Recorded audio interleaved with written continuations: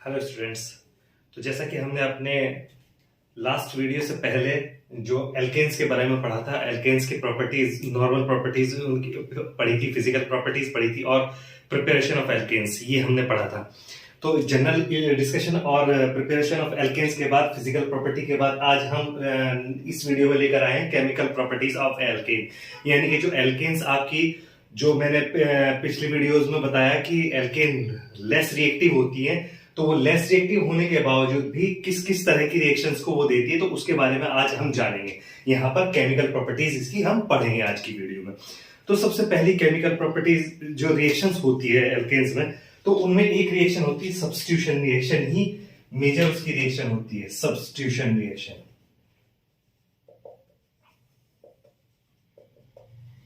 Substitution reactions. तो substitution reaction में होता क्या है कि कोई एक एटम सब्स्टिट्यूट हो जाता है, रिप्लेस हो जाता है किसी दूसरे एटम से या किसी दूसरे फंक्शनल ग्रुप से। तो यहां पर जो एक्टिव फंक्शनल ग्रुप जो भी एल्केन्स के अंदर होता है वो होता है हाइड्रोजन एटम।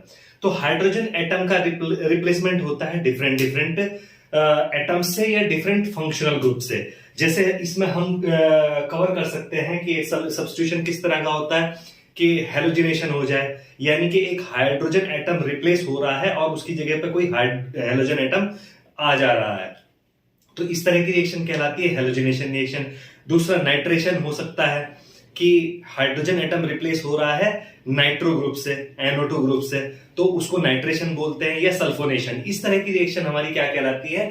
सब्स्टिट्यूशन रिएक्शन कहलाती है। तो इसमें सब्स्टिट्यूशन रिएक्शन में हम सबसे पहले लेंगे हेलोजिनेशन।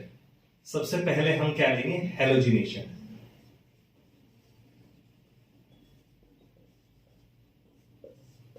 तो हेलोजन हमारे कौन कौन से हैं? हेलोजन हमारे फ्लोरीन, क्लोरीन, ब्रोमीन, आयोडीन, ये हमारे हेलोजन कहलाते हैं। तो इसमें जो रिएक्टिविटी ऑर्डर है, चूंकि स्मॉलेस्ट साइज का है, तो इसकी अट्रैक्शन पावर इलेक्ट्रॉन की सबसे ज्यादा होती है फ्लोरीन की। तो जो इसका रिएक्टिविटी ऑर्डर है वो भी इसी तरीके से बनता चला जाता है। तो ये दूसरे एटम से इलेक्ट्रॉन को इजीली अट्रैक्ट करता है, तो इसका रिएक्टिविटी ऑर्डर भी यही होता है। इसको क्या कहते हैं हम? Reactivity order. ठीक है, ये इसका रिएक्टिविटी ऑर्डर होता है। तो फ्लोरीन इतना रिएक्टिव होता है कि अगर हम फ्लोरीन से डायरेक्ट रिएक्शन करेंगे तो वो एक्सप्लोजन करेगी रिएक्शन, तो इसलिए फ्लोरीन की रिएक्शन कभी डायरेक्ट नहीं करते हैं। दूसरा, क्लोरीन ब्रोमीन का सेम पैटर्न है रिएक्शन करने का, ये एक ही तरीके से रिप्लेस होते हैं। नॉर्मली जब हम इसके मैकेनिज्म के बारे में बात करेंगे तो हम देखेंगे कि free radical kind of mechanism यहां पर होता है। आयोडीन का जो सब्स्टिट्यूशन रिएक्शन होती है वो भी डिफरेंट तरीके से होती है। उसका रीजन मैं जब आयोडीनेशन डिस्कस करूंगा तो बताऊंगा। तो सबसे पहले इसमें हम लेते हैं ब्रोमिनेशन या क्लोरिनेशन। चूंकि दोनों एक ही तरीके से होती है तो मैं सिर्फ एक क्लोरिनेशन का एग्जांपल लेकर आपको बताऊंगा कि क्लोरिनेशन रिएक्शन होती कैसे है। तो जैसे आपने क्लोरीन की रिएक्शन होगी तो CH3Cl प्लस HCl ये बनेगा। तो मैं पहला क्या ले रहा हूं? क्लोरिनेशन या ब्रोमिनेशन, जो भी कह दीजिए आप इसको। क्लोरिनेशन, ब्रोमिनेशन एक ही तरीके से होता है, दोनों का मेथड एक ही है। तो मैं इसमें एक ही कवर करके बता दूंगा कि क्लोरिनेशन और या ब्रोमिनेशन होता कैसे है और उसका प्रोसेस क्या है। ये रिएक्शन या तो फोटोन की प्रेजेंस में, लाइट की प्रेजेंस में होगी, या हाई हीटिंग पे होगी। ठीक है, या तो हीट कर देने पे होगी या लाइट की प्रेजेंस में होगी। नॉर्मली जो टेम्परेचर रखते हैं हम 523 टू 573 केल्विन, यानी कि आप अगर इसको करेंगे तो 250 टू 300 डिग्री सेंटीग्रेड, अगर सेंटीग्रेड में हम कन्वर्ट करेंगे तो इस टेम्परेचर पे ये रिएक्शन हम नॉर्मली करते हैं। ठीक है, तो जैसे जैसे आप इसको आगे बढ़ाते चले जाएंगे, मैं ये बना, देन इसके बाद अगर हम इसको आगे करेंगे क्लोरोफॉर्म की रिएक्शन करेंगे तो DCM प्लस HCl। ऐसे ही अगर डाइक्लोरोमीथेन को रिएक्ट कराएंगे क्लोरीन से तो क्लोरोफॉर्म प्लस HCl, और इससे भी आगे अगर हम इसकी रिएक्शन कराने जाएं तो क्लोरोफॉर्म की अगर हम क्लोरीन से रिएक्शन कराएंगे तो हमारे पास carbon tetrachloride plus HCl release होगा। तो इस तरीके से ये हमारा क्लोरीनेशन की रिएक्शन होती है और ये हमारे प्रोडक्ट बनते हैं। ठीक है, तो अब इसकी हम बात कर रहे हैं कि अब इसकी मैकेनिज्म को समझेंगे कि मैकेनिज्म ये रिएक्शन होती कैसे है। तो मैकेनिज्म में इसके 3 स्टेप इन्वॉल्व होते हैं। एक होता है चेन इनिशिएशन स्टेप, दूसरा होता है चेन प्रोपेगेशन स्टेप और तीसरा होता है चेन टर्मिनेशन स्टेप। तो ये होते कैसे, इसकी मैकेनिज्म को हम डिस्कस करेंगे। अभी क्लोरीनेशन का एग्जांपल ले रहे हैं, तो इसकी मैकेनिज्म को हम डिस्कस करते हैं। तो इसकी मैकेनिज्म किस तरह की होती है? फ्री रेडिकल मैकेनिज्म होती है। इसकी मैकेनिज्म किस तरह की मैकेनिज्म होती है? Free radical mechanism. ठीक है, तो फ्री रेडिकल मैकेनिज्म में होता क्या है कि सबसे पहले फोटोन की प्रेजेंस में जो आपका सबसे पहला स्टेप होता है वो chain initiation step. First step जो होता है चेन इनिशिएशन स्टेप। तो इस चेन इनिशिएशन में आपका क्या होगा, जो क्लोरीन एटम है जो आपका जुड़ा हुआ है एक सिंगल बॉन्ड से, वहां वो फोटोन की प्रेजेंस में या लाइट की प्रेजेंस में या आप कह दीजिए हीटिंग अगर करेंगे तो 250 डिग्री सेंटीग्रेड से 300 डिग्री सेंटीग्रेड के उसमें क्या होगा, ये जो इलेक्ट्रॉन जो बॉन्डेड है ये बॉन्ड टूटेगा और ये इलेक्ट्रॉन पार्शियली हाफ एरो से हम शो करते हैं ऐसे एक दोनों कार्बन एटम पर चले जाएंगे और यहां पर हमें जो है फ्री रेडिकल मिलेंगे। ठीक है, इस स्पीसीज को हम क्या बोलते हैं? Free radical.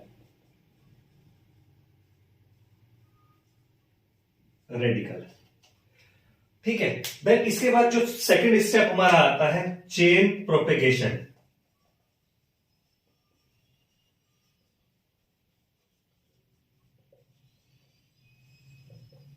Propagation step.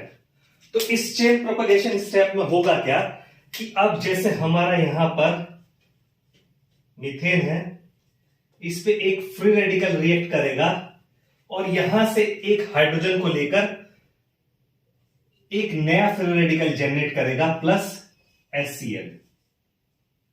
ठीक है, ये एक नया फ्री रेडिकल जनरेट हो गया। ये अब नया फ्री रेडिकल जो क्लोरीन का एटम है उसके साथ रिएक्शन करेगा,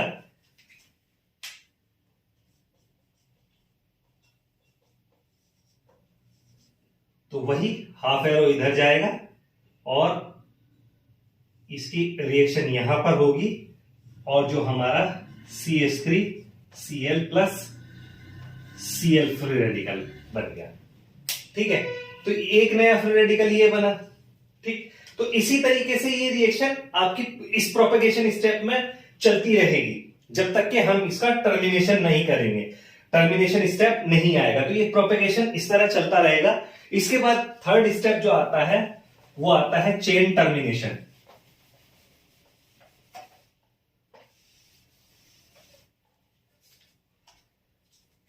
थर्ड स्टेप जो रहता है इसमें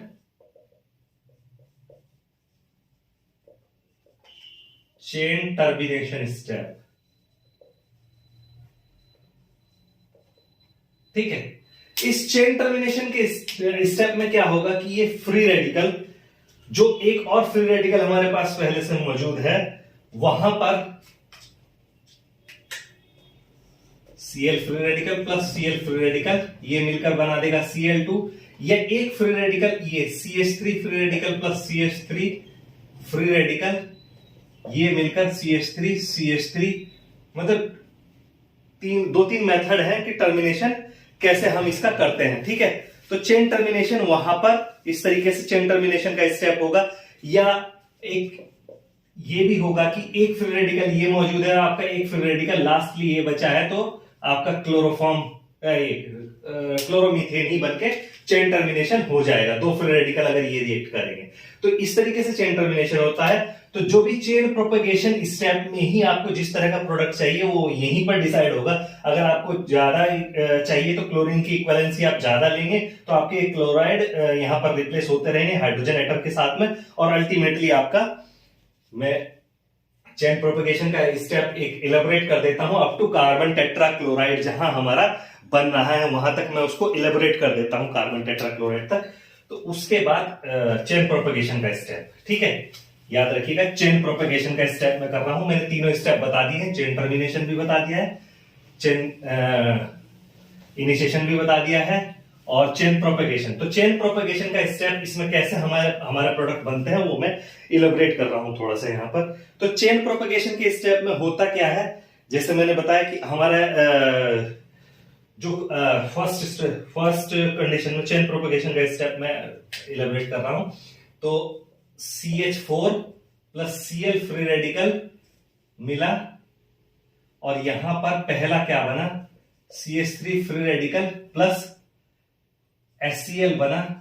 देन उसके बाद ये CH3 फ्री रेडिकल जो है वो Cl के साथ रिएक्ट किया, ठीक है, और यहां पर हमारा CH3Cl plus Cl free radical एक बन गया। अब ये CH3Cl क्या होगा, ये CH3Cl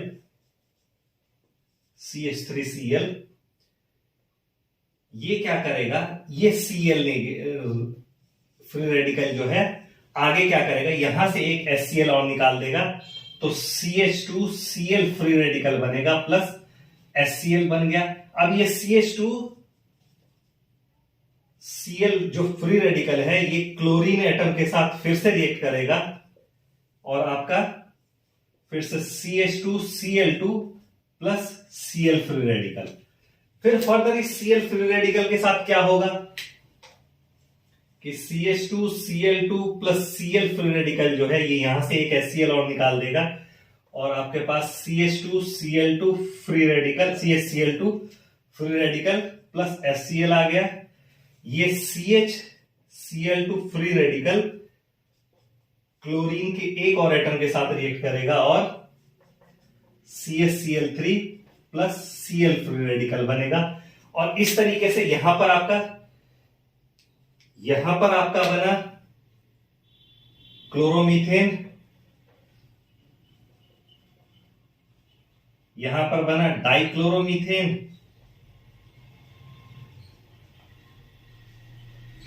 और यहां पर आपका बना क्लोरोफॉर्म।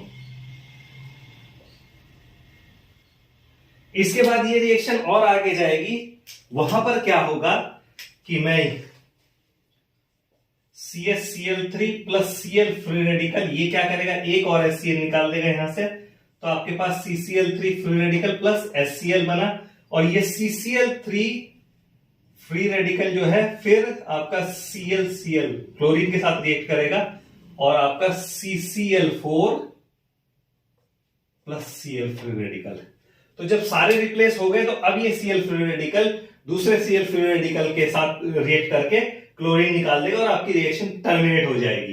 तो पूरा आपका कार्बन टेट्राक्लोराइड तक ऐसे बन जाता है। तो ये आपका जो है क्लोरीनेशन और ब्रोमिनेशन इसी सेम फ्री रेडिकल मैकेनिज्म को फॉलो करते हैं, कोई भी डिफरेंस नहीं, बल्कि सारे हैलोजिनेशन में होती है फ्री रेडिकल मैकेनिज्म ही है, कोई डिफरेंस नहीं है।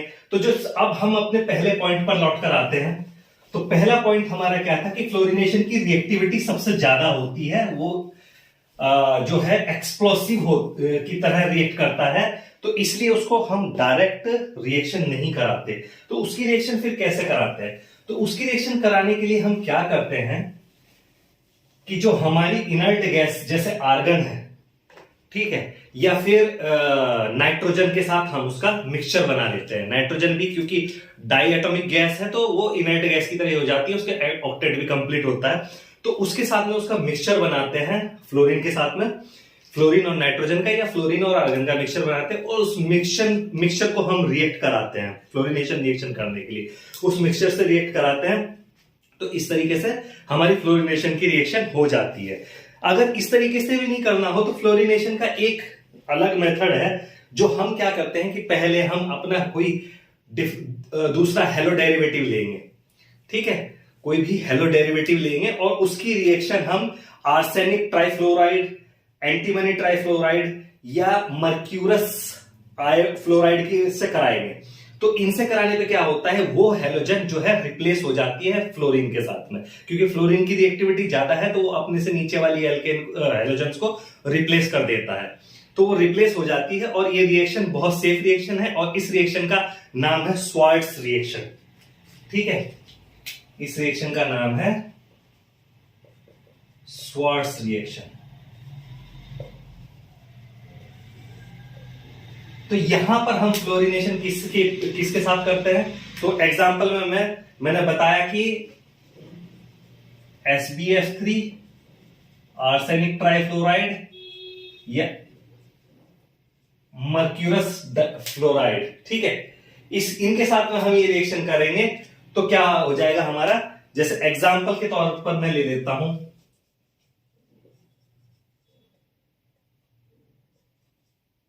ये मैंने ले लिया, आयोडाइड ले लिया या क्लोराइड ले लेते हैं, चलिए जस्ट इसके नेक्स्ट है। तो जब हम इसको रिएक्शन को कराएंगे किससे, Hg2F2 से हम इस रिएक्शन को कराएंगे तो मर्क्यूरस क्लोराइड निकल जाएगा, 2CH3CH2F यहां आ जाएगा, प्लस Hg2Cl2 हमारा बाय प्रोडक्ट निकलेगा, ठीक है। तो ये रिएक्शन क्योंकि रिएक्टिविटी फ्लोरीन की ज्यादा होती है तो वो रिप्लेस कर देता है अपने से लोअर हेलोजन को, जो पीरियोडिक टेबल में उससे नीचे आती है उस हेलोजन को वो रिप्लेस कर देता है, क्योंकि उसकी रिएक्टिविटी सबसे ज्यादा है। रिएक्टिविटी ऑर्डर मैंने सबसे पहले ही बता दिया।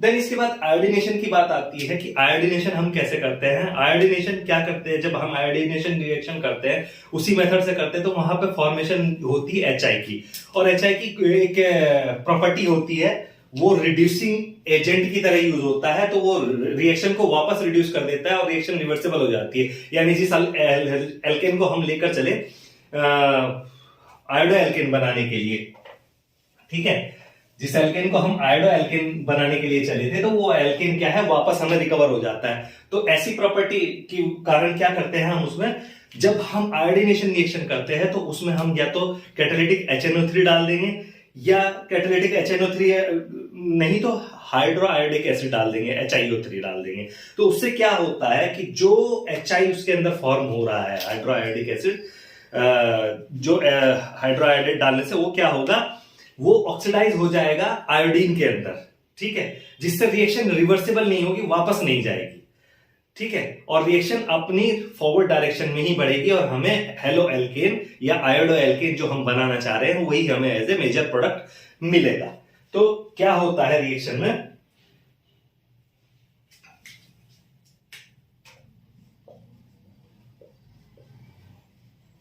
जब मैं आयोडीन के साथ इसकी रिएक्शन कराता हूं अपना सेम मेथड में, वही लाइट की प्रेजेंस में,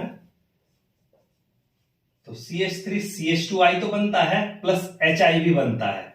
अब ये HI जो है ये रिड्यूसिंग एजेंट है, ये HI क्या है, रिड्यूसिंग एजेंट है, और ये रिएक्शन को क्या कर देता है, रिवर्सिबल बना देता है। तो ये रिवर्सिबल ना हो इसे रोकने के लिए अब हम इसमें क्या करते हैं कि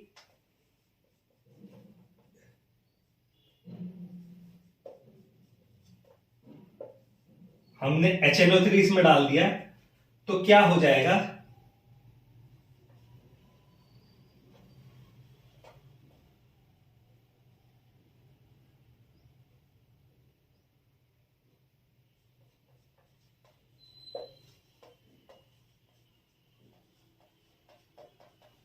ये आयोडीन हमारा बन जाएगा, ठीक है, आयोडीन हमारा बन जाएगा और NO2 बन जाएगा, ठीक। तो ये आयोडीन वापस रिएक्शन में रिएक्ट करेगा और इसको रिवर्सिबल होने से रोक लेगा जब हम इसमें HNO3 ऐड कर देंगे या HiO3, HNO3 और HiO3 इनमें से कुछ भी हम ऐड करेंगे। तो ये ऐड कर देने से क्या होगा, जो रिएक्शन रिवर्स जा रही है वो रिवर्स डायरेक्शन में नहीं जाएगी कोई भी रिएक्शन, ठीक है। तो ये मैंने हेलोजिनेशन की प्रॉपर्टी आपको बता दी, मैकेनिज्म भी समझा दी कि मैकेनिज्म कैसे होती है रिएक्शन की। देन इसके बाद आ जाता है हम सेकंड जो हमारी रिएक्शन है वो है नाइट्रेशन की।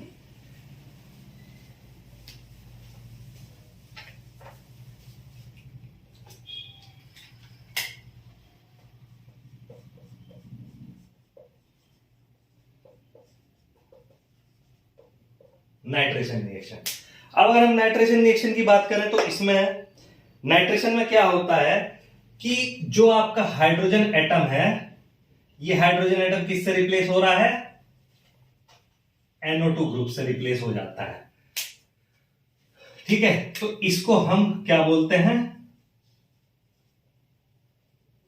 इसको ही हम बोलते हैं replaced with hydrogen atom replaced with nitro group, इसको ही हम क्या बोलते हैं, नाइट्रेशन रिएक्शन बोलते हैं। और नाइट्रेशन रिएक्शन क्या होती है, नाइट्रेशन रिएक्शन भी नॉर्मली हाई टेम्परेचर पे होती है। जो हायर एल्केन होते हैं वो उसके बॉइलिंग पॉइंट पे ये रिएक्शन कर लेते हैं, लेकिन लोअर एल्केन बॉइलिंग पॉइंट पे नहीं करती। लोअर एल्केन वेपर फेज में बहुत हाई टेम्परेचर पे रिएक्शन करनी पड़ती है, ठीक है।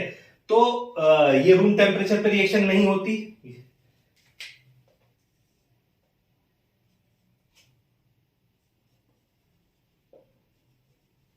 दिस रिएक्शन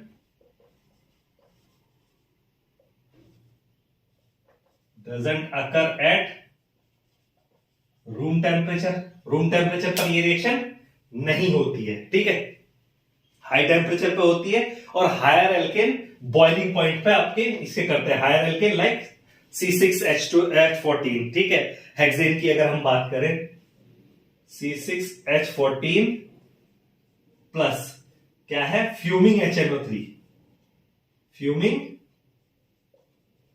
HNO3 के साथ में ये रिएक्शन होगी कंसंट्रेटेड H2SO4 की प्रेजेंस में। जब आप इस रिएक्शन को करेंगे तो क्या होगी, C6H13NO2 प्लस H2O, ठीक है। तो ये आपका प्रोडक्ट बनेगा, नाइट्रो एल्केन प्रोडक्ट बनेगा। लेकिन जो लोअर एल्केन होती है वो वेपर फेज में बहुत हाई टेम्परेचर पर रिएक्ट करती हैं। तो ये टेम्परेचर कितना होता है नॉर्मली, जो लोअर एल्केन है, ये तो हायर एल्केन की बात हो गई। लोअर एल्केन लाइक मीथेन की अगर मैं बात करूं और यही फ्यूमिंग HNO3 से इसकी रिएक्शन कराएंगे तो ये टेम्परेचर 723 केल्विन टू 773 केल्विन के अप्रोक्स ये टेम्परेचर रहता है।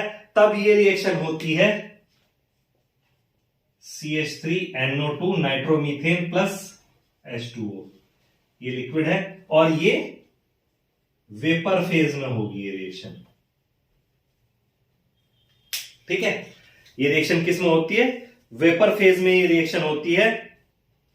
अब क्या होता है, हायर टेम्परेचर, चूंकि टेम्परेचर बहुत ज्यादा हायर है तो ये तो एक सिंगल कार्बन एटम, यहां पर सिंगल कार्बन एल्केन है तो यहां फर्क नहीं पड़ेगा, यहां आपको सिंगली एक ही प्रोडक्ट मिलेगा। लेकिन जब अगर higher number of carbon atom available हो तो वहां पर आपको सिंगल प्रोडक्ट नहीं मिलता, वहां पर आपको मल्टीपल प्रोडक्ट मिलते हैं। मल्टीपल मींस आपका, जैसे मैं एग्जांपल के तौर पर ले लेता हूं,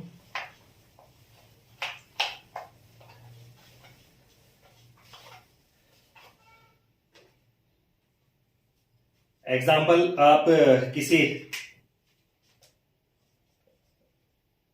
CH3 CH2 CH3 ये लिया हमने और इसकी फ्यूमिंग HNO3 के साथ में लोअर एल्केन है तो 773 केल्विन टेम्परेचर पे फ्यूमिंग HNO3 के साथ रिएक्शन कराएंगे। तो अब इसमें हमारा एक प्रोडक्ट नहीं बनेगा, क्योंकि यहां पर क्या होता है, हाई टेम्परेचर पे जो कार्बन हाइड्रोजन बॉन्ड है, कार्बन हाइड्रोजन बॉन्ड वो तो टूटता ही है, उसके साथ में कार्बन कार्बन बॉन्ड भी टूट जाते हैं, तो ये दोनों बॉन्ड ब्रेक हो जाते हैं, ठीक है। तो प्रोबेबिलिटी बढ़ जाती है।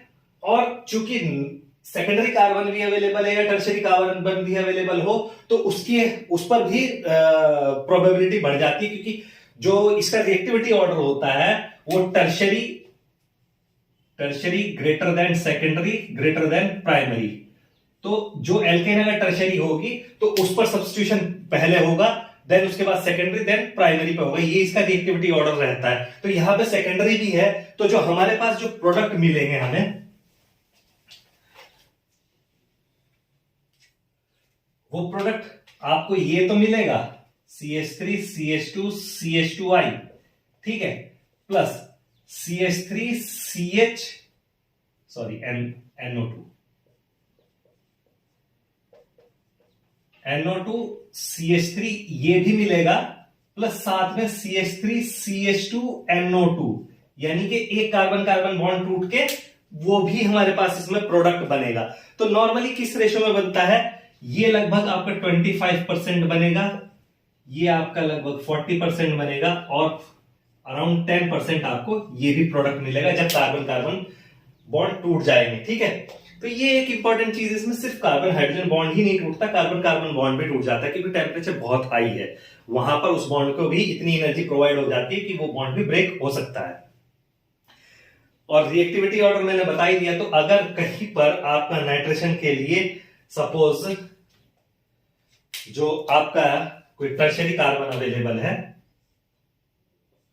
RCH R फ्यूमिंग HNO3 के साथ रिएक्शन होगी, तो ये रिएक्शन बड़ी फास्ट होगी, ठीक है। ये रिएक्शन सबसे फास्ट होगी एज कंपेयर टू सेकेंडरी और प्राइमरी, कुछ भी हो वहां पर, ठीक है। तो तीसरी, इसके बाद नाइट्रेशन के बाद हम नेक्स्ट बढ़ते हैं अपना सल्फोनेशन की तरफ। Next chemical property, next substitution reaction क्या है? सल्फोनेशन।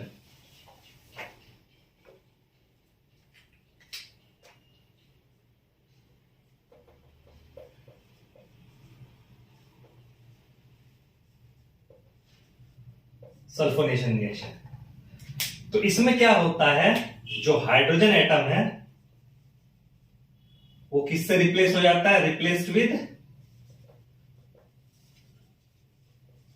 SO3H group.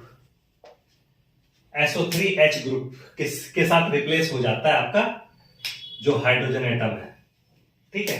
तो ये हाइड्रोजन एटम SO3H ग्रुप के साथ रिप्लेस हो जाता है, और 675 केल्विन पर हायर टेम्परेचर पे ये रिएक्शन होती है। इनमें भी वही रिएक्टिविटी ऑर्डर होता है, जो tertiary is more reactive than secondary is more reactive than primary, यही रिएक्टिविटी ऑर्डर रहेगा इसके अंदर भी, ठीक है। तो जो भी आपका, और इसमें एक चीज है कि लोअर एल्केन में ये रिएक्शन नहीं होती। लोअर एल्केन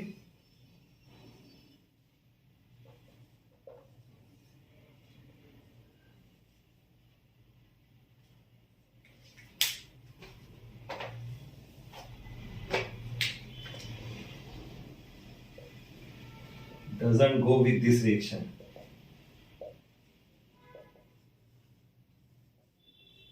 ठीक है। लोअर एल्केन में रिएक्शन नहीं होती, यहां पर लोअर एल्केन में प्रोडक्ट नहीं बनता है, सिर्फ हायर एल्केन में ही ये रिएक्शन होती है। C6H14, ठीक है, फ्यूमिंग H2SO4 के साथ में रिएक्शन हो रही है, तो SO3 भी प्रेजेंट रहेगा, वहां निकलता रहेगा, हीटिंग में रिएक्शन होती है, तो आपका क्या प्रोडक्ट बनेगा? C6H13SO3H, ये आपका इसमें प्रोडक्ट बनेगा, प्लस वाटर का मॉलिक्यूल निकलेगा, ठीक है। तो सल्फोनेशन रिएक्शन भी नाइट्रेशन रिएक्शन की तरह ही आपकी हो जाती है, ठीक। नेक्स्ट जो इसका दूसरा प्रॉपर्टी आती है वो है ऑक्सीडेशन, एल्केन्स का ऑक्सीडेशन। सेकंड प्रॉपर्टी, अभी तक हमने सब्स्टिट्यूशन की प्रॉपर्टी की बात की, केमिकल प्रॉपर्टी। सेकंड है ऑक्सीडेशन।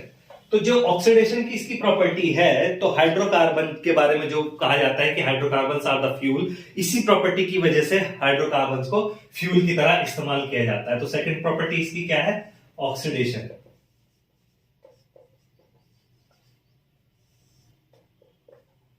ऑक्सीडेशन की प्रॉपर्टी इसकी सेकंड प्रॉपर्टी है, जिसके कारण इसको कहा जाता है। अब ये ऑक्सीडेशन क्या है? ऑक्सीजन के मिलने से जो इसका कंबस्शन होता है या होता है, ये तीन तरीके का। आपका कंप्लीट ऑक्सीडेशन होगा, जब ऑक्सीजन प्लेंटी में होगी, ज्यादा क्वांटिटी में रहेगी, तो वहां कंप्लीट ऑक्सीडेशन होगा। लेकिन अगर ऑक्सीजन की कमी रहेगी, थोड़ी इनसफिशिएंट ऑक्सीजन अगर प्रोवाइड की जाएगी, तो वो इनकम्प्लीट ऑक्सीडेशन होगा। और एक होता है कंट्रोल्ड ऑक्सीडेशन।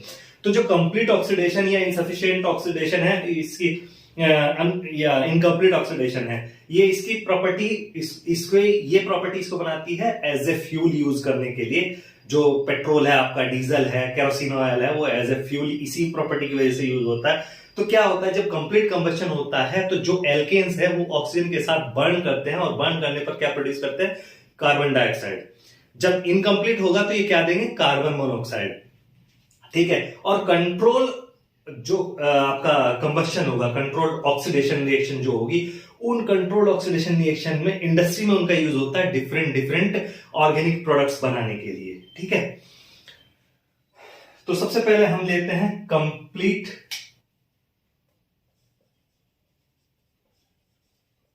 कंप्लीट कंबशन या ऑक्सीडेशन भी कह सकते हैं। तो कंप्लीट कंबशन या कंप्लीट ऑक्सीडेशन जब होगा तो ये क्या प्रोड्यूस करेंगे, कार्बन डाइऑक्साइड और वाटर का मॉलिक्यूल प्रोड्यूस करेंगे, CH4 प्लस ऑक्सीजन, तो आपका CO2 प्लस 2H2। ये देखिए कंप्लीट ऑक्सीडेशन हो रहा है। ठीक, इसके अलावा अगर मैं दूसरी रिएक्शन लूं, S6 plus 7O2 4CO2 plus 6H2, ये आपका इसमें प्रोडक्ट। तो दोनों रिएक्शन को अगर हम समराइज करें तो एक जनरल रिएक्शन इसकी बन के आती है। जनरल रिएक्शन में क्या रहेगा, आपका CnH2n+2, ये आपका एल्केन होगा, प्लस 3n+1/2O2। जब हम इसको रिएक्ट कराएंगे तो NCO2 प्लस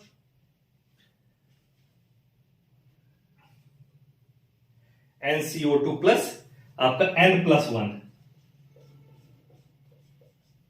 H2 जो है आपका बनेगा। देखो यहां कार्बन 1 है, ठीक है, तो यहां पर आपका 2H2O बना, N+1 से 2H2O हो गया।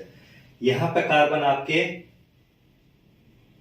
अगर बात करें इसको 2 को हटाएं तो यहां 3.5 हो जाएगा। यहां पर कार्बन आपके 4 हैं तो ट्वाइस हो जाएगा, 2 है तो 2 से 3 बनना चाहिए, 3 का डबल, क्योंकि हमने डबल मॉलिक्यूल लिया है तो यहां पर 6 हो रहा है, तो इसमें सटीक बैठता है पूरा ये आपका फॉर्मूला। जनरल रिएक्शन, अगर जनरल रिएक्शन की बात आएगी तो जनरल रिएक्शन ये बनेगी उसकी कंप्लीट कंबशन की। ठीक है, अब इन सब रिएक्शन में जैसे मैं इसकी बात करूं कि जो मीथेन का कंबशन हो रहा है, तो इस कंबशन में आपकी अराउंड 900 किलो जूल यानी कि 890 किलो जूल एनर्जी प्रोड्यूस होती है। 890 किलो जूल पर मोल, 890 किलो जूल पर मोल। ठीक, और लगभग दूसरा जो आपका है इसमें आपकी 1680 किलो जूल के आसपास 1580 किलो जूल पर मोल प्रोड्यूस होती है एनर्जी। तो बहुत हाई एनर्जी प्रोड्यूस हो रही है इनके कंबशन में, बहुत हीट एनर्जी प्रोड्यूस हो रही है, इसीलिए इनको हम कैसे यूज कर सकते हैं, फ्यूल की तरह यूज करते हैं। ठीक है, अब इनकम्प्लीट कंबशन में, ये तो हो गई कंप्लीट कंबशन की बात। अब इनकम्प्लीट क्या होता है कि जहां पर जो है आपका ऑक्सीजन की क्वांटिटी कम हो जाए तो वो इनकम्प्लीट कंबशन हो जाता है। तो इनकम्प्लीट कंबशन में होता क्या है कि वहां पर कार्बन मोनोऑक्साइड प्रोड्यूस होती है और कार्बन ब्लैक यानी कि कार्बन चारकोल टाइप बन जाता है, और वो जो कार्बन ब्लैक निकलता है वो यूज होता है आपका इंक बनाने के लिए, पेंट बनाने के लिए या पॉलिशेस बनाने के लिए ब्लैक कलर की, वो वहां पर यूज किया जाता है। तो जैसे मैं मेथेन की रिएक्शन की बात करूं कि मेथेन की जब मैं कंप्लीट कंबशन कर रहा था तो मैंने वहां पर ऑक्सीजन के साथ जब कंप्लीट कंबशन किया तो मिला, तो यहां पर जब इनसफिशिएंट ऑक्सीजन मिलेगी उसे तो वो क्या बनाएगा, 2CO प्लस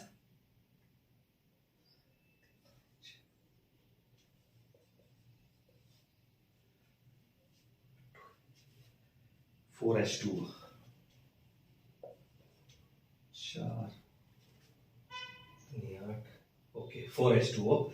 अब ये ठीक है, ये क्या होगा, CH4 plus oxygen,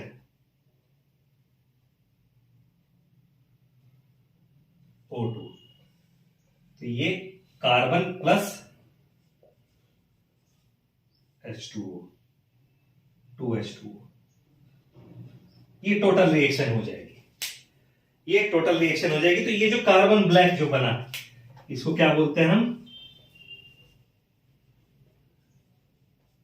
carbon black. इसका यूज होता है इंक बनाने में, ink, paints and polishes, black colour की पॉलिश।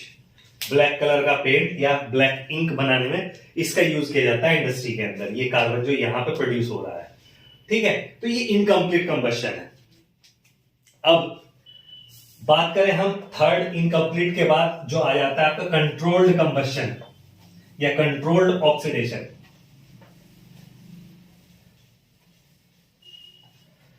जो कंट्रोल्ड ऑक्सीडेशन होता है,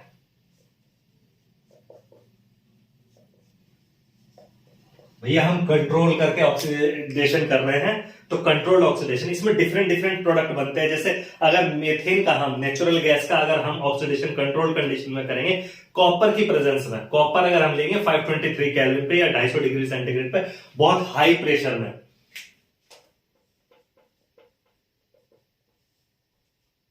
ठीक है, copper catalyst 573 kelvin 250 degree centigrade और 100 एटमॉस्फेरिक प्रेशर पे जब हम इसका रिएक्शन करेंगे तो ये क्या बनाएगा, मिथेनॉल।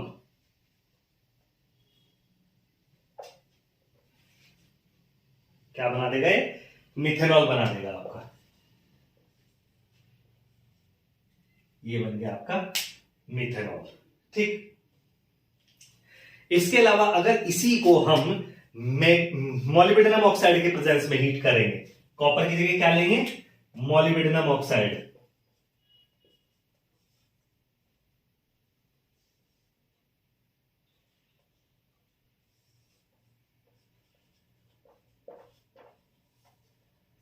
मॉलिब्डेनम ऑक्साइड के प्रेजेंस में हाई प्रेशर में हीट करेंगे तो इसमें क्या हो जाएगा, अब हमारे यहां पे क्या बनेगा, formalin solution, water plus formaldehyde. ये क्या बन जाएगा हमारा, formaldehyde, SCHO plus water molecule आपका निकल जाएगा। तो मिक्सचर क्या होता है, फॉर्मेलिन, ये फॉर्मेल्डिहाइड वाटर में सॉल्युबल होता है तो उसको हम बोलते हैं फॉर्मेलिन सॉल्यूशन। ये आपकी बायोमेडिकल इंडस्ट्री में यूज होता है, प्रिजर्वेटिव, जो आपका कोई भी सैंपल रखने के लिए बायोलॉजी लैब्स में यूज करते हैं फॉर्मेलिन सॉल्यूशन। ठीक है, अगर इसके अलावा हम सिल्वर ऑक्साइड की प्रेजेंस में यूज करेंगे, सिल्वर ऑक्साइड की प्रेजेंस में,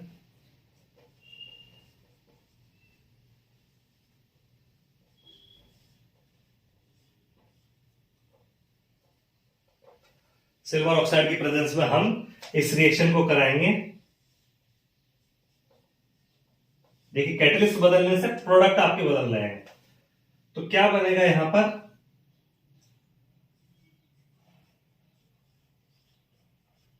2RCOH plus water, acetic acid और वाटर का कॉम्बिनेशन हमें मिलेगा। जो अगर यहां पर RCH3 होगा तो एसिटिक एसिड, एथेन से एसिटिक एसिड, ब्यूटेन से प्रोपेनोइक एसिड, प्रोपेन से इथेनोइक एसिड। तो इस तरीके से आपका जो है ये डिफरेंट डिफरेंट प्रोडक्ट बनेंगे, डिफरेंट डिफरेंट प्रोडक्ट बनेंगे इसमें जो है। और जो टर्शरी ऑक्सीडेशन, टर्शरी कार्बन होता है, तो अदर कार्बन के कंपैरिजन में इसका ऑक्सीडेशन पहले होता है, टर्शरी का ऑक्सीडेशन पहले होता है एल्कलाइन KMnO4 की प्रेजेंस में। अगर हम इस रिएक्शन को कराएंगे तो ये इसका एल्कोहल बना देगी,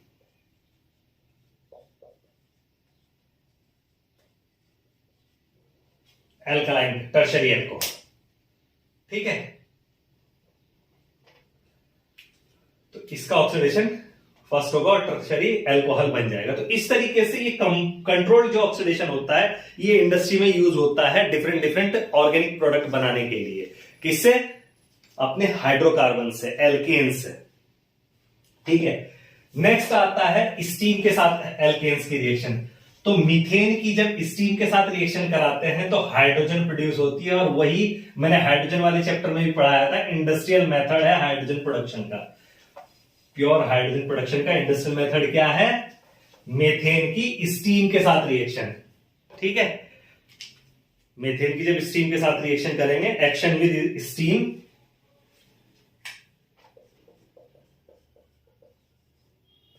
एक्शन विद स्टीम, तो इसमें क्या होगा आपका,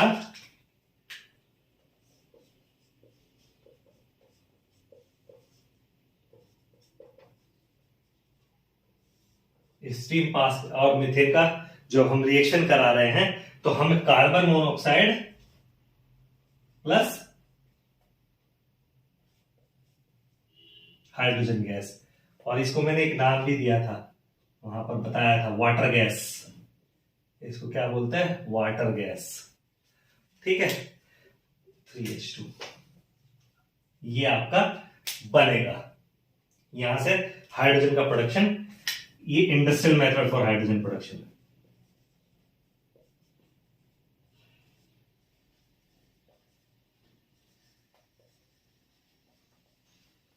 हाइड्रोजन फॉर्मेशन, ठीक है, ये आपका इंडस्ट्रियल मेथड है हाइड्रोजन फॉर्मेशन का। नेक्स्ट इसका जो प्रॉपर्टी होती है वो आइसोमराइजेशन की। हाई टेम्परेचर पे क्या होती है, एल्केन्स आइसोमराइज कर जाती है। 700 केल्विन टू 800 केल्विन पे अगर हम हीट कर देंगे तो ये रिएक्शन आपकी आइसोमराइज हो जाएगी। 573 केल्विन पर अगर हम हीट कर देंगे AlCl3 और HCl के प्रेजेंस में, तो ये रिएक्शन क्या हो जाती है, ये एल्केन्स क्या होती है, आइसोमराइज हो जाती है। नेक्स्ट क्या है, isomerisation.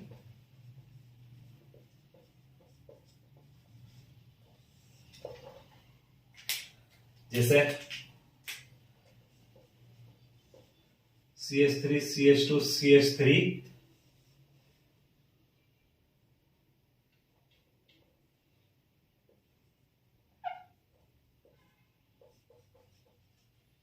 CH3 CH2 CH2 CH3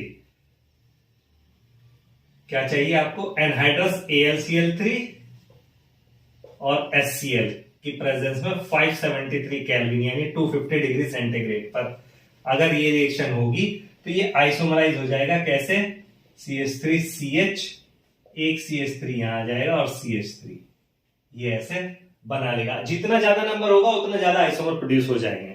जैसे एग्जांपल और दूसरा मैं ले लेता हूं, CH3 CH2 6 4 CH3 ये हेक्सेन हो गया। तो जब इसकी रिएक्शन होगी एनहाइड्रस AlCl3 और HCl की प्रेजेंस में 573 केल्विन, तो हमारा जो प्रोडक्ट बनेंगे CH3CH, सेकंड कार्बन पर CH3 आ गया, CH2 CH3 एक प्रोडक्ट ये बनेगा, प्लस इसके अलावा थर्ड कार्बन पर भी जा सकता है, CH3 CH2 CH CH3 CH2 CH3 ये दूसरा प्रोडक्ट बन गया। अब चूंकि अगर इस वाले कार्बन पर ले जाएंगे तो वो सेम ही प्रोडक्ट होगा, या फर्दर ये आइसोमराइज हो सकता है कि एक और कार्बन दूसरे कार्बन पर आ जाए। तो बहुत सारे इसमें इस तरीके से डिफरेंट प्रोडक्ट ये भी बन सकता है कि एक और CH3 CH CH3 CH CH3 और CH3 ये बन गया, इसी कार्बन पर आ गया। ठीक है, टर्शरी बन गया, एक और प्रोडक्ट बन सकता है। तो इस तरीके से ये आइसोमराइज हो जाता है। Isomerisation at 250 more than 250 degree centigrade anhydrous AlCl3 और HCl से जब हम इसे ट्रीट करेंगे किसी भी एल्केन को, तो मोर देन आइसोमराइजेशन के लिए एटलीस्ट मिनिमम 4 कार्बन एटम चाहिए। ठीक है, तो ये हो गया। इसके बाद एक प्रॉपर्टी होती है एरोमेटाइजेशन, कि एरोमेटिसिटी गेन कर लेना। ये और भी हाई टेम्परेचर पे ये होती है, और यहां पर हायर एल्केन, लोअर एल्केन नहीं, higher alkane, minimum 6 carbon atom होने चाहिए। तो जो वो है एरोमेटाइज होके, और ये क्रोमियम ऑक्साइड, वेनेडियम ऑक्साइड और मोलिब्डेनम ऑक्साइड की प्रेजेंस में ये रिएक्शन होती है। कितना, 773 डिग्री केल्विन और high atmospheric pressure. Next property क्या है, एरोमेटाइजेशन।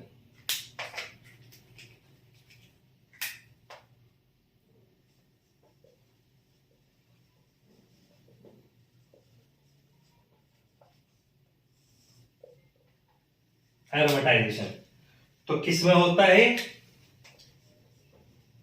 वेनेडियम ऑक्साइड ठीक है, क्रोमियम ऑक्साइड या मॉलिब्डेनम ऑक्साइड की प्रेजेंस में 10 to 20 एटमॉस्फेरिक प्रेशर और 753 केल्विन टेम्परेचर पर, 773 केल्विन, यानी कि जो आपका हो गया 500 डिग्री सेंटीग्रेड। इतने हाई टेम्परेचर पर जब रिएक्शन करेंगे तो वो एरोमेटाइज हो जाएगी। Minimum number of carbon atom कितना चाहिए? मिनिमम 6 कार्बन एटम होने चाहिए। तो देखिए CH3, CH2, CH2, CH2, CH2 और CH3, 6 कार्बन एटम हो गए। ठीक है, इसको हम ऐसे भी डिनोट कर सकते हैं, चेन से भी डिनोट कर सकते हैं। तो इसमें क्या होगा, कोई भी Cr2O3 ले लिया 10 to 20 एटमॉस्फेरिक प्रेशर पे, 773 केल्विन टेम्परेचर, और क्या हो जाएगा, सबसे पहले तो माइनस क्या निकलेगी, हाइड्रोजन का एक एटम निकलेगा और ये साइक्लाइज हो जाएगी। ठीक है, ये क्या हो गए, साइक्लाइजेशन हो गया इसका। तो ये स्टेप क्या कहलाता है, साइक्लाइजेशन। उसके बाद फिर क्या होगा, फर्दर रेटिंग पे 3 हाइड्रोजन एटम और निकलेंगे फर्दर। ये देखिए एक हाइड्रोजन, एक H यहां से, तो मिला के H2 हो गया। अब हर एटम से जो है निकलेगा और ये क्या बना देगा, 3 डबल बॉन्ड बना देगा, ये हो जाएगा बेंजीन। तो फर्स्ट स्टेप क्या होगा, इस स्टेप को हम बोलते हैं साइक्लाइजेशन, और दूसरा स्टेप क्या कहलाता है, ये कहलाता है रिडक्शन। ठीक है, सॉरी ऑक्सीडेशन, इसको क्या बोलते हैं हम, डिहाइड्रोजिनेशन या ऑक्सीडेशन। डिहाइड्रोजिनेशन, हाइड्रोजन निकाल रहे हैं तो डिहाइड्रोजिनेशन, हाइड्रोजन, इस स्टेप को हम, सेकेंड स्टेप को क्या बोलते हैं, डिहाइड्रोजिनेशन, और हमें क्या प्रोडक्ट मिलता है, बेंजीन मिलता है। अगर 7 कार्बन हो जाएंगे तो क्या है, सपोज चलिए ये 7 कार्बन हो गए, तो ये एक बाहर रहेगा और 6 मेंबर रिंग बन जाएगा, और यहां पे क्या हो जाएगा, इसको क्या बोल देंगे हम, टॉलुइन। ठीक है, 8 कार्बन रहेंगे यहां पर, तो क्या हो जाएगा, एक यहां पर आ जाएगा और यहां पर आ जाएगा, तो ऑर्थोजाइलिन। अब वो जहां पे भी 8वां कार्बन रहेगा, यहां रहेगा तो मेटाजाइलिन, यहां रहेगा तो पैराजाइलिन, उसी तरह वो बनता चला जाएगा। तो इस तरीके से ये हमारी रिएक्शन होती है। ठीक है, तो ये हो गया इसका एरोमेटाइजेशन की प्रॉपर्टी। दे एक और लास्ट प्रॉपर्टी बची, थर्मल डिकम्पोजिशन, यानी कि हीट से उसका जो डिकम्पोजिशन होता है, या उसको बोलते हैं हम, एक नाम और देते हैं उसको, पायरोलिसिस। ठीक है, या क्रैकिंग, पायरोलिसिस, क्रैकिंग या थर्मल डिकम्पोजिशन। इसका मतलब क्या है कि जब आप हीट कर रहे हैं किसी हायर एल्केन को, तो वो हायर एल्केन जो है आपका लोअर एल्केन या लोअर एल्कीन में टूट रही है, ब्रेक हो जा रही है। इसी प्रॉपर्टी को हम क्या कहते हैं, थर्मल डिकम्पोजिशन या पायरोलिसिस या क्रैकिंग नाम भी देते हैं, और ये होती है एल्यूमिना या सिलिका की प्रेजेंस में ये रिएक्शन। ठीक है, तो जब आप एग्जांपल लीजिए इसमें, इसको मैं पायरोलिसिस, क्रैकिंग, और तीसरा नाम मैंने क्या लिया था, थर्मल डिकम्पोजिशन।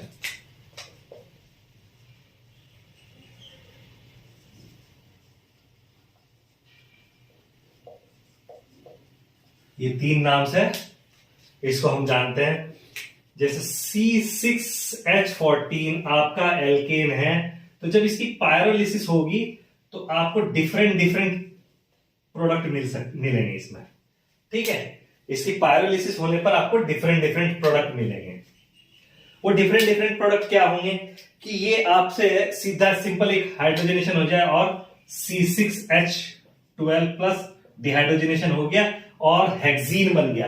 क्या बन गया, हेक्सीन बन गया, या इससे भी छोटे पार्ट में ये अगर टूट गया C4H8 ब्यूटीन हो गया, और एक एल्केन बन गई C2H6, ये बन गई इथेन। ब्यूटीन और इथेन बन गई, छोटे पार्ट में टूट गया। और भी छोटे पार्ट में टूटता है C3H6, ये क्या हो गया, प्रोपीन, कहीं डबल बॉन्ड होगा इसके अंदर। दूसरा आ गया आपका C2H4 और प्लस मीथेन। ठीक है, तो इस तरीके से ये जो है किसके प्रेजेंस में हो रहा है, एल्यूमिना या Al2O3 या सिलिका, एल्यूमिना और सिलिका की प्रेजेंस में ये हो रहा है हायर टेम्परेचर पर। ठीक है, हायर टेम्परेचर पर, तो इसको हम क्या नाम देंगे, पायरोलिसिस, क्रैकिंग या थर्मल डिकम्पोजिशन। तो आज की इस वीडियो के साथ जो हमारा एल्केन्स की प्रॉपर्टीज, उनकी प्रिपरेशन और उनकी general properties, physical properties, chemical properties, ये सब इस वीडियो के साथ में आज हमारा एल्केन्स का यूनिट कंप्लीट होता है। नेक्स्ट वीडियो में हम इससे आगे जाएंगे और एल्कीन्स और एल्काइंस के बारे में स्टडी करेंगे। तो आज हम यही रखते हैं। अगर आपको वीडियो पसंद आया हो तो वीडियो को लाइक करें, शेयर करें और चैनल को सब्सक्राइब करें। Thank you.